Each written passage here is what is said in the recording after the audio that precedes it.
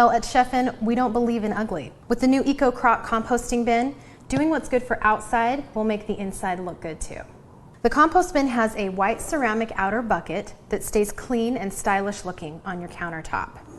There's a cute sprout on the top of the lid to remind you that you're doing what's good for the environment, but the sprout also works as a handle. On the top of the lid, you'll notice vent holes. These holes encourage airflow, and they get these scraps to start to break down into that organic matter. On the bottom of the lid, you have a natural charcoal filter nested inside.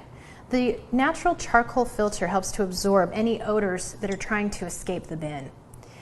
The filters are replaceable by simply removing this green strap and taking the filter out. The replacements are sold separately.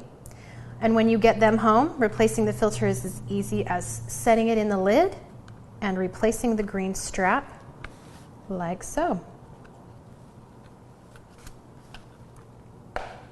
On the inside of the ceramic bin, we have a green inner bin. This bin holds 3 quarts of material, so it's perfect for holding scraps throughout the week. At the end of the week, when the bin is full, simply lift with the stainless steel handle, and it's super easy to take outside and dump into my larger compost pile.